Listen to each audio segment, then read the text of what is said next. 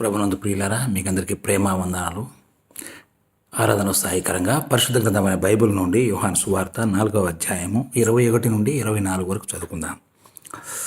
అమ్మ, ఒక కాలము వచ్చుచున్నది, ఆ కాలమందు ఈ పర్వతంలోనైనను యెరూషలేములోనైనను మీరు తండ్రిని ఆరాధింపవరు. నా మాట నమ్మము.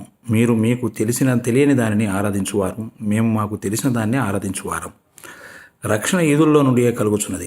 అయితే యథార్థముగా ఆరాధించువారు ఆత్మతోనూ సత్యముతోనూ తండ్రిని ఆరాధించు కాలం వచ్చుచున్నది. అది ఇప్పుడునూ వచ్చే ఉన్నది. తన్ను ఆరాధించువారు అట్టివారే కావాలని తండ్రి కోరుచున్నాడు.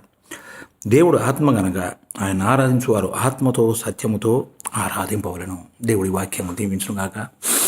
ప్రభునందు ప్రియులారా, సందర్భం మనం చూసినట్లయితే ప్రభువైన యేసుక్రీస్తు ప్రయాణం చేస్తూ తన శిష్యులతో కూడా సమరయ ప్రాంతానికి వచ్చాడు. సమరయలో ఒక స్త్రీతో మాట్లాడుతున్నాడు. మనకందరికీ తెలుసు ఆ స్త్రీ గురించి.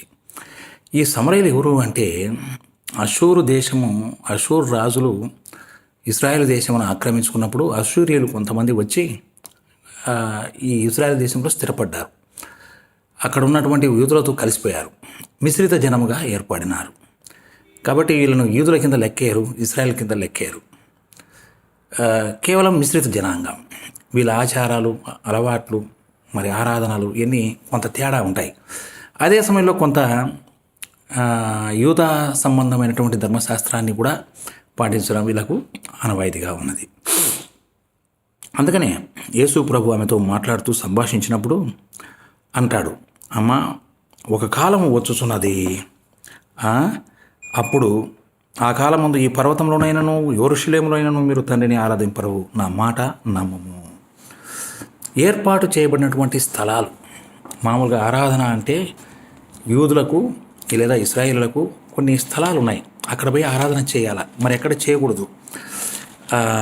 ద్వితీయోపదేశకాండంలో చూడండి, ద్వితీయోపదేశకాండము 12:5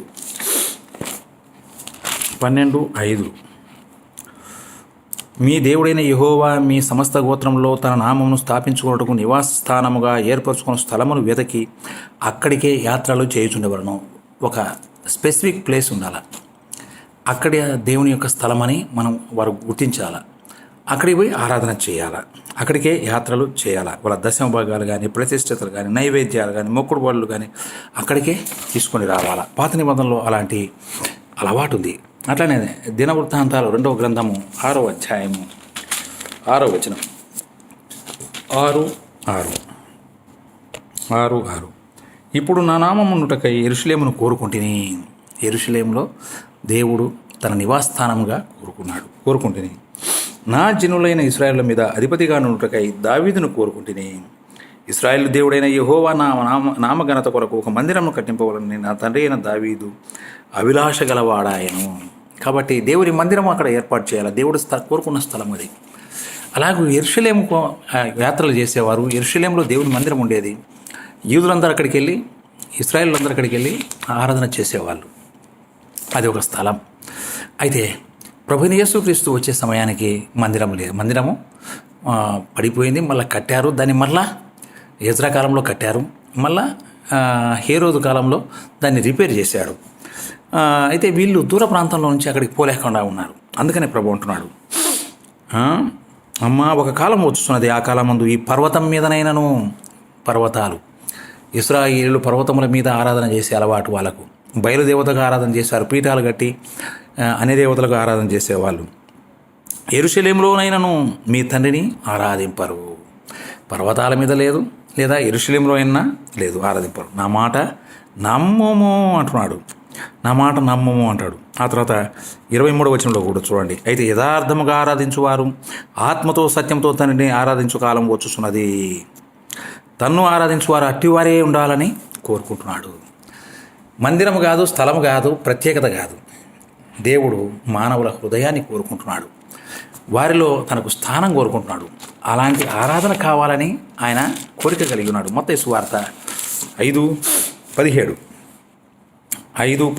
మనుష్యులు మీ సత్క్రియలను చూసి పరలోకమందున్న మీ తండ్రిని మహిమపరచున్నట్లు వారి ఎదుట మీ వెలుగును ప్రకాశింపడి. మీ సత్క్రియలు, దేవుని యొక్క క్రియ మీలో, మీ శరీరంలో ఉండాలా, మీ ఆత్మలో ఉండాలా. క్రియారూపకమైనటువంటి విశ్వాసం, క్రియారూపకమైనటువంటి సత్క్రియలతో కూడినటువంటి విశ్వాసము. మనుష్యులు మీ సత్క్రియలను చూచి పరలోకమందున్న మీ తండ్రిని మహిమపరుచున్నట్లు. తండ్రి పరలోకంలో ఉన్నాడు. అయితే ప్రభు నమ్మిన మనలో ఉన్నటువంటి సత్క్రియలను బట్టి ప్రభువు ఆరాధించబడాలని దేవుని వాక్యంలో సెలవిస్తుంది. సమరయులు యూదా జాతికి చెందినటువంటి వారు కాదు. తాము ఆరాధిస్తున్నది ఎందుకో కూడా ఎరుగరు. కాబట్టి 22 వచనం, మీరు మీకు తెలియని దాన్ని ఆరాధించువారు అంటాడు. సమరయులు తెలియని ఆరాధన చేసేవారు, యూదులు తెలిసిన ఆరాధన. ఆ యెరూషలేము ఆలయానికి వెళ్ళి దేవుని సన్నిధిలో ఆరాధన చేసేవాళ్ళు. అయితే రక్షణ యూదుల్లో నుండి వచ్చి ఉన్నది అంటాడు. రక్షణ ఎక్కడి నుంచి కలిగింది? యూదుల్లో కలిగింది. రక్షకుడు ఎవరు? యేసు ప్రభు. యేసు ప్రభు యూదా మతంలో జన్మించినాడు, యూదులలో జన్మించినాడు, యూదా గోత్రంలో జన్మించినాడు. ఆయన దేవస్వరూపి, మానవుడు. దేవుడు మానవాకారమును దాల్చి మనుష్య రూపంగా ఈ లోకానికి వచ్చినాడు. మానవుల పాపములకు పరిహారము చెల్లించుట కొరకై అన్యాయమైన తీర్పు పొందాడు. భారమైన సిలువను మోసుకున్నాడు. గవిని వెలుపల ఆయన ఆకాశమునకు భూమికి మధ్య వేలాడదీయబడి మానవుల కొరకు బలిగా అర్పణముగా అర్పించబడినాడు. రక్తము చిందించి మరణించి సమాధి చేయబడినాడు. తిరిగి 3వ దినమున మృత్యువును జయించి లేపబడినాడు. యేసు ప్రభునందరి విశ్వాసము ద్వారా మన పాపములకు క్షమాపణ, మారుమనస్సు కలుగుతుంది. ఆయన ద్వారా మనము రక్షించబడిన వారం. కాబట్టి రక్షణ యూదులలో నుండే కలుగుతున్నది. ఆయన ప్రపంచానికంతా రక్షకుడన్నాడు. ఇదిగో ఈయన లోకరక్షకుడు. ఈమె అంటది వెళ్ళి, నేను లోకరక్షకుడిని కనుగొన్నాను అంటది. నేను లోకరక్షకుడిని కనుగొన్నాను. లోకానికి వచ్చిన రక్షకుడు ఈయనే. ఇదిగో 42వ వచనం, 4వ అధ్యాయం యోహాను సువార్త. మా మటుకు మేము విని ఈయన నిజముగా లోకరక్షకుడని తెలుసుకున్నాము అన్నాడు. లోకానికి రక్షకుడు. ఒక యూదులకే కాదు, సమరయులకే కాదు, ప్రపంచంలో ఉండే అన్ని జాతుల వారికి ఆయన రక్షకుడై ఉన్నాడు. ఆయన రక్షకుడై ఉన్నాడు. అయితే అపోస్తుల కార్యములు 17వ అధ్యాయంలో ఒక మాట ఉంది. అపోస్తుల కార్యములు 17వ అధ్యాయం 23వ వచనం, 17:23. నేను సంచరించుచు మీ దేవతా ప్రతిమలను చూచుచుండగా ఒక బలిపీఠము నాకు కనపడెను. దాని మీద తెలియబడని దేవునికి అని వ్రాయబడి ఉన్నది. తెలియబడని దేవునికి అని వ్రాయబడింది. కాబట్టి మీరు తెలియక దేని యందు భక్తి కలిగి ఉన్నారో దాన్నే నేను ప్రచురిస్తున్నాను. చాలామంది ఈ దేవుళ్ళు ఎక్కడో ఉంటారని రకరకాల బొమ్మలు పెట్టి అవి పెట్టి చేస్తున్నారు. ఇవన్నీ కాదేమో, ఒకవేళ తెలియబడని దేవుడు ఎవరైనా ఉన్నారేమో నాకు బోర్డు రాసి పెట్టుకొని ఆయనకు కూడా పూజ చేస్తున్నారు. ఆ విషయాన్ని పౌలు ఆ కొరంథీ పట్టణంలో సంచరిస్తూ ఆ విగ్రహాలన్నీ చూస్తూ, మీరు ఏ తెలియని దేవునికైతే ఆరాధన చేస్తున్నారో ఆ దేవునే నేను ప్రకటిస్తున్నాను. ఆయన యేసు ప్రభు. కాబట్టి మీరు తెలియక దేని యందు భక్తి కలిగి ఉన్నారు, దానినే నేను మీకు ప్రచురపరుస్తున్నాను. జగత్తును అందరి సమస్తంలో నిర్మించిన దేవుడు తానే ఆకాశమునకు భూమికి ప్రభు అయ్యునందున హస్తకృతములైన ఆలయములలో దేవుడు లేడు. దేవుడు ఆయన ఎవరు బంధించలేరు. భూమి నా పాదపీఠము, ఆకాశం నా సింహాసనం, నాకు ఎలాంటి మందిరాన్ని మీరు కడతారు అన్నాడు. కాబట్టి మీరు ఆయన్ను బంధించలేరు. ఆయన ఆలయములలో నివసింపలేదు. ఆయన అందరికీ జీవమును, ఊపిరిని, సమస్తమును దయచేవాడు గనక తనకేదైనా కొదవై ఉన్నట్టు మనుషుల చేతులతో సేవింపబడేవాడు కాదు. చేతులతో, నైవేద్యముతో, బలులతో ఆయన పూజింపబడేవాడు కాదు. మన హృదయముతో ఆయన పూజింపబడుతున్నాడు. దేవుడు మన హృదయాన్ని కోరుకుంటున్నాడు. ఈ విషయాన్ని ఇక్కడ రోమాపత్రిక 1వ అధ్యాయము 21వ వచనంలో కూడా, మరియు వారు దేవుని ఎరిగి ఆయనను దేవునిగా మహిమపరచలేదు. కొంతమందికి ఏమో దేవుడు ఎరుగుదినారు కానీ దేవునిగా మహిమపరచలేదు. కృతజ్ఞతాస్తుతులు చెల్లింపను లేదు కానీ తమ వాదముల యందు వ్యర్థములైరి.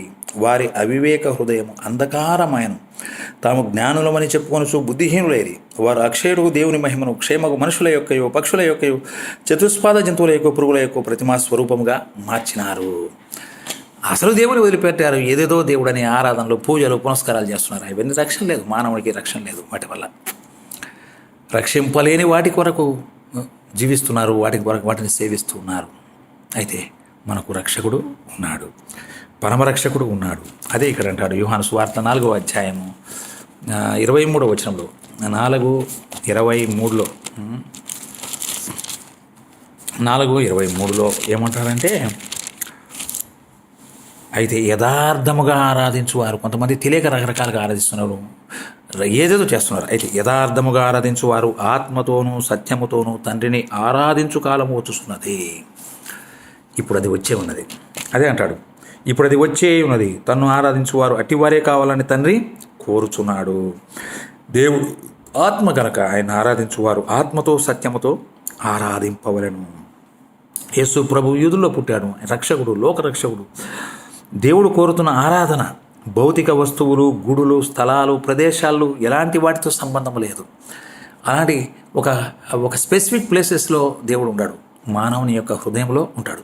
మీ హృదయమే దేవాలయం అని వెరుగరా? మన హృదయం దేవాలయం. మన హృదయాల్లో ప్రభు అయిన యేసుక్రీస్తున్నాడు. ఆత్మతో సత్యంతో మనం ఆరాధించాలి. కాబట్టి సజీవ యాగముగా మీ శరీరములు ఆయనకు సమర్పించుకొని అలాగ ఆరాధన చేయమని రోమాపత్రిక 12:1 కూడా చెప్పబడుతుంది. అపొస్తలుల కార్యములు 17:24-25 హస్తకృతములైన ఆలములలో ఆయన నివసింపడు. మరి ఎక్కడ ఉంటాడు? మానవుని హృదయంలో ఉంటాడు. దేవుడు ఆత్మ కనుక ఆయన ఆరాధించువారు ఆత్మతో సత్యముతో ఆరాధించాలి. యోహాను సువార్త 3:5 కూడా అంటాడు, ఒకడు ఆత్మ మూలంగా నీటి మూలంగా జన్మించితేనే తప్ప పరలోక రాజ్యంలో ప్రవేశించలేడు. ఆత్మ సంబంధమైన కార్యములను చేసిన వాడు ప్రభువైన యేసుక్రీస్తు. ఆత్మలను జీవింపజేసినవాడు, ఆత్మీయమైన ఆరాధనను లోకానికి తీసుకొచ్చిన వాడు, అసలు దేవుని కనపరిచినటువంటి వాడు. దేవుడు ఆత్మస్వరూపి. మనము ఆత్మతో ఆయన ఆరాధించాలని లోకానికి తెలిపినటువంటి వాడు. మానవుల కొరకు బలి అయినటువంటి వాడు మన ప్రభువైన యేసుక్రీస్తు. ఆ సంగతి పెరిగి ఆయన్ని యుక్తముగా ఘనముగా ఆరాధించాల.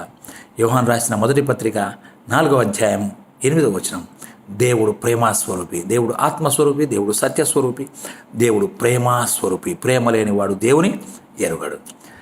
ప్రేమ, ఆత్మ, సత్యము, దీనితో మనము దేవుని ఆరాధించాలి. అందుకని చివరిగా మాట చదువుకొని ముగించుకుందాం. కీర్తన గ్రంథము 50వ అధ్యాయము 8 నీవు బలుల విషయమై నేను నిన్ను గద్దించుటలేదు. నీ బలులు నిత్యము నా ఎదుట కనపడుచున్నవి. నీ ఇంట నుండి కోడేయనను నీ మందలో నుండి పొట్టేళ్లనైనను నేను తీసుకున్నాను. అడవి మృగములన్నీయు, 1000 కొండల మీది పశువులన్నీయు నావే కదా. కొండలలోని పక్షులన్నీ నేను ఎరుగుదును, పొలంలోని పశువాతులను నా వశమై ఉన్నవి. లోకమును దాని పరిపూర్ణత నావే. నేను ఆకలిగొనను నీతో చెప్పను. వృషభముల మాంసము నేను తింటానా? పొట్టేళ్ల రక్తం నేను త్రాగుతానా? దేవునికి స్తుతి యాగము చేయము. దేవుడు ఏం కోరుకుంటున్నాడు? బలులు కాదు, స్తుతిని యాగముగా చేయుట, ఆయన కొనియాడుట, ఆయన పూజించుట, ఆయన చేసిన ఉపకారములను జ్ఞాపకం చేసుకునుట, ఆయన చేసిన బలి అర్పణను. మనమిచ్చే బలులు కాదు ఆయన కోరుకునేది, ఆయనే బలిగా మన కొరకు అర్పించబడినాడు. అలాంటి ప్రభు అయిన యేసుక్రీస్తు ద్వారా తండ్రి అయిన దేవుని మనం స్తుతి యాగము చేయాలి. మహోన్నతునికి నీ మొక్కుబడులు చెల్లించుము అంటున్నాడు. మొక్కుబడులు చెల్లించుము అంటున్నాడు. యెషయా గ్రంథంలో 11వ అధ్యాయం, యెషయా గ్రంథము 1:11 యెహోవా సెలవిచ్చిన మాట ఇది, విస్తారమైన మీ బలులు నాకేలా? అవన్నీ నాకు అవసరమా? దహన బలులు, పొట్టేళ్ళు, బావుగా మేపిన దూడల కొవ్వును నాకు వెక్కసమాయను.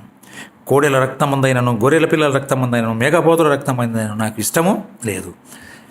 పరిశుద్ధముగా చిందించబడిన యేసు రక్తము ద్వారా మానవులకు పాపక్షమాపణ ఉంది. గొర్రెలు, పొట్టేళ్ళు, మేఘపోతులు వీటి వల్ల లేనే లేదు. నా సన్నిధికి కనపడవాలని మీరు వచ్చుచున్నారే, నా ఆవరణములతో కూటకు మిమ్మల్ని రమ్మను వాడేవాడు. మీ నైవేద్యం వ్యర్థం, అది నాకు అసహ్యము పుట్టించు ధూపార్పణం. దానిని తేకుడి.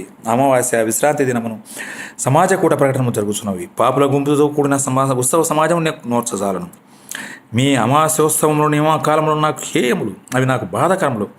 వాటిని సహింపలేక విసిగి ఉన్నాను.